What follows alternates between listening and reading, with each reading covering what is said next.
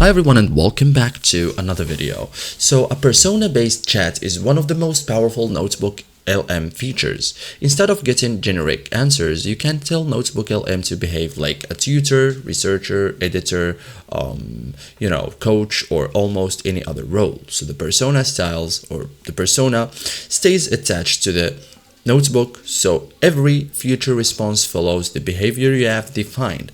Google introduced this through the costume chat system, which allows you to define a specific goal, voice, and role for each notebook.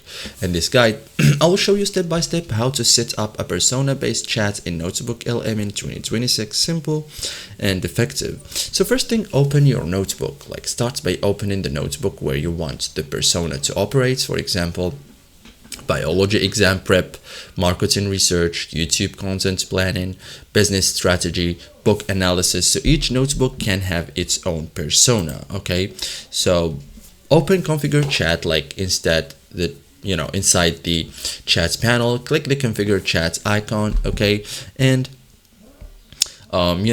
this is usually represented by a settings slider or adjustments icon near the chat area. Okay, so configure chat is the control center for personas.